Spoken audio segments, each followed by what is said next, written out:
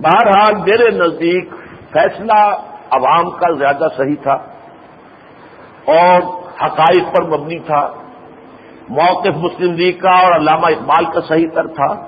اگرچہ ابوالکلام ہو، مولانا مدنی ہو رحمۃ اللہ علیہ، یا اور کوئی ہو، ان سب کو بھی میں مخلص سمجھتا ہوں. اور ان کے خلوص کا پھر سب سے بڑا ثبوت یہ ہے جب پاکستان بن گیا تو ان کا جو موقف سامنے آیا ہے وہ آپ کے علم میں شاید ہوگا. ابوالکلام آزاد کا واقعہ ہے کہ ایک کشمیری، جبکہ ابھی پاسپورٹ وغیرہ کا سلسلہ شروع نہیں ہوا تھا، آمد و رفت ہندوستان پاکستان میں جاری تھی، ایک کشمیری بڑی شخصیت تھی کشمیر کے، وہ آ گئے پاکستان. اس کے بعد وہ وزٹ پر گئے انڈیا. بڑے آدمی تھے، جواہر لال نہرو سے ملنے گئے. انہوں نے کہا کہ آپ خواہ پاکستان چلے گئے، آپ واپس آ جائیں، ہم آپ کو کسی مسلمان ملک میں اپنا سفیر بنا کے بھیج دیں گے. تو یہ کچھ آمادہ بھی ہو گئے، وعدہ بھی کر لیا پنڈت جی سے. اگلے روز ملاقات ہوئی مولانا ابوالکلام آزاد سے. انہیں شاید کو بھنک پڑ چکی تھی کہ کیا بات ہوئی ہے پنڈت جی کی. ان سے پوچھا پنڈت جی سے ملاقات ہوئی؟ اب یہ چھپا نہیں سکے. جی ہاں. کیا بات ہوئی؟ وہ بات بھی بتا دی. کہا نہیں حضرت نہیں، جب تک پاکستان بنا نہیں تھا اور بات تھی، اب پاکستان کی عزت کے ساتھ اسلام کی عزت وابستہ ہے. اب آپ پاکستان میں رہیں اور اسے مضبوط بنائیں. یہ ہے ابوالکلام کا، ان کے خلوص اور اخلاص کا معاملہ یہ.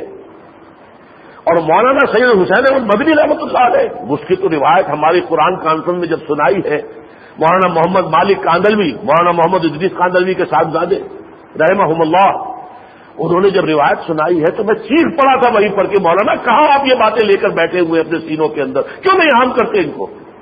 عام مسلم جی کی گالی دیتا ہے آدمی مدنی کو رحمۃ اللہ علیہ کو.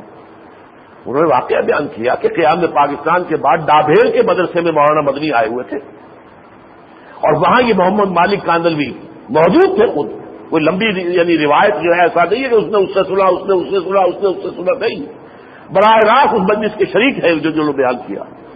تو وہاں کسی صاحب نے چھیڑنے کے لیے پاکستان کا ذکر چھیڑ دیا کہ دیکھیں مولانا مدنی اب کچھ غصے میں بڑھ کر پاکستان کو کوسیں گے یا کچھ کہیں گے برا بھلا.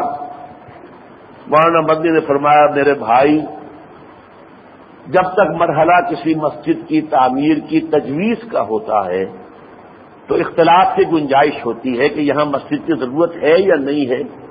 بھائی قریب میں مسجد موجود ہے، 1.5 اینٹ کی علیحدہ مسجد کیوں بناتے ہو؟ یا یہ کہ کس سائز کی بننی چاہیے، کس طرح کی بننی چاہیے، اس میں اختلاف ہو سکتا ہے. لیکن جب ایک مرتبہ مسجد بن جائے اس کی حفاظت صاحب ایمان کے ایمان کا تقاضا ہے.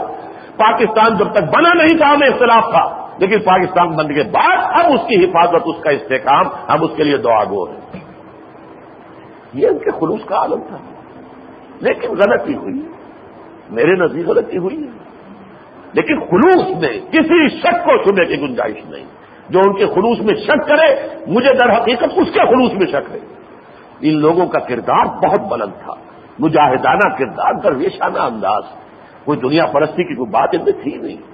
بہرحال یہ ہے میرا تجزیہ.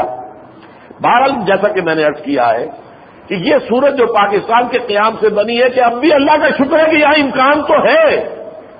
اب یہ تو ہماری جو ہے وہ بدعملی ہے، بے عملی ہے، ہماری محرومی ہے.